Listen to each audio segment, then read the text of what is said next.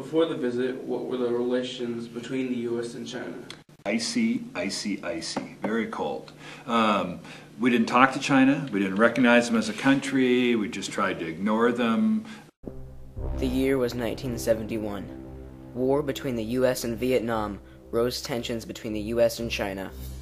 Our nation thought that there was no way that we would befriend a communist country such as the People's Republic of China, but they were wrong. President Nixon started this new era that would forever change the relationship between the U.S. and China. This was the era of ping-pong diplomacy.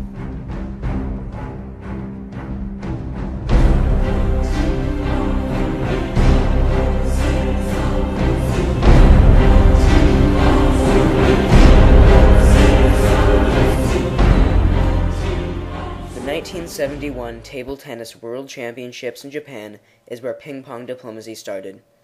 One day, on the way to practice, Glenn Cowan, who was an American player, accidentally stepped onto the Chinese team's bus.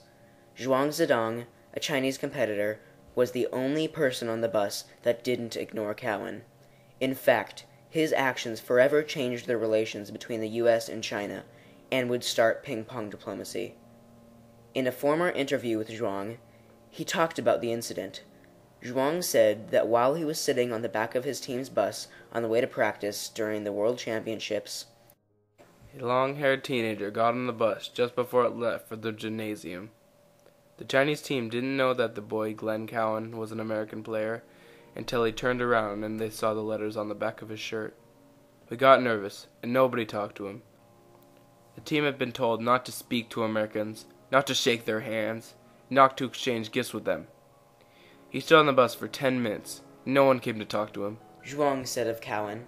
All the while, Zhuang was thinking about whether he should talk to the boy. He didn't want to get into trouble. Zhuang remembered that his coach told the team to make friends during the competition, and he didn't think he should blame ordinary Americans for the decisions of policymakers in Washington, D.C. So Zhuang approached Cowan, and he gave him a silk painting as a gift. He's just an American player, not a policymaker. He accepted my gift and said, "We wish you great success in the game."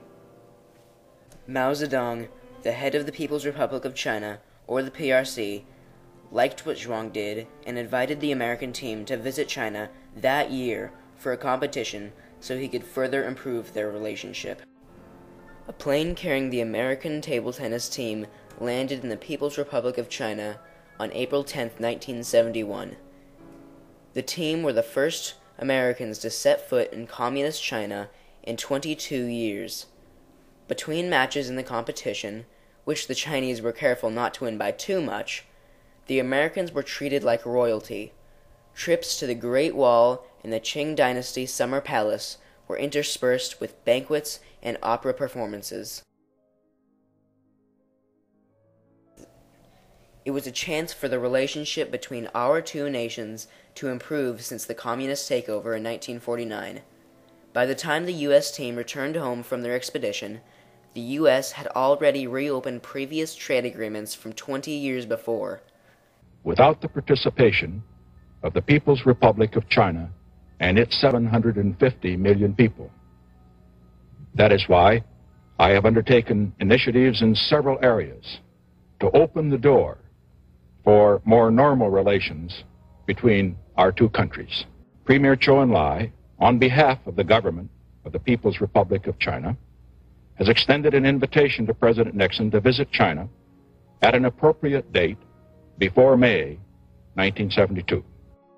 In February 1972, Nixon was the first president ever to take a trip to China, and his trip would be a very important event in U.S. post-war history. He traveled to Shanghai, Peking, and Hangzhou.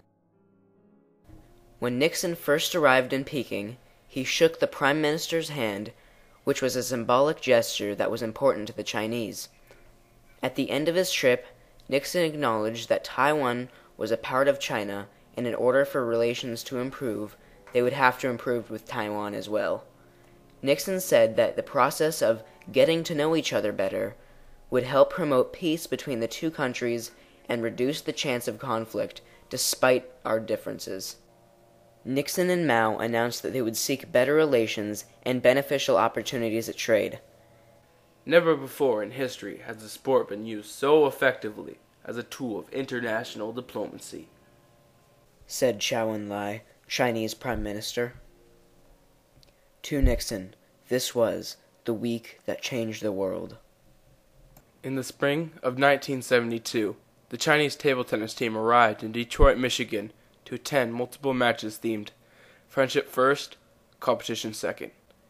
Even with this friendly theme, it didn't stop a group called Breakthrough from advertising their very own slogan: Smash Communism, Support Christian Resistance. When the team arrived at their match, this group was not very popular, since all 11,000 spectators applauded the athletes and jeered at the group. As the team traveled around the country, the applause traveled with them, wherever they went.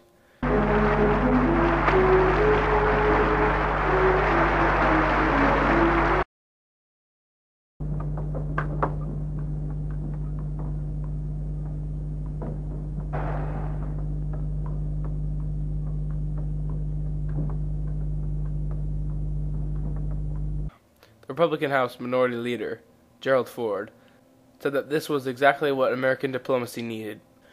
Relations between these two powerful countries improved because everyday citizens got involved and took action in a peaceful manner. Other attempts have been made since then to achieve sports diplomacy, but nothing has ever been so successful since ping pong diplomacy. In February 1998, a U.S. wrestling team was allowed into Tehran, also the first American athletes to cross their borders since the Islamic Revolution.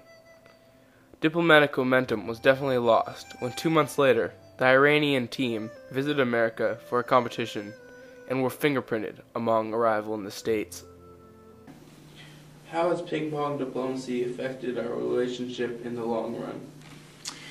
I think it set the stage for a lot of stuff. I mean, you know, China right now is a competitor with the United States, but it's also our biggest trade partner. And so a lot of the stuff we do with China is based on the relationship that came out of the Nixon era. Despite the differences between the U.S. and China over the years, we have maintained a beneficial relationship mostly based on trade.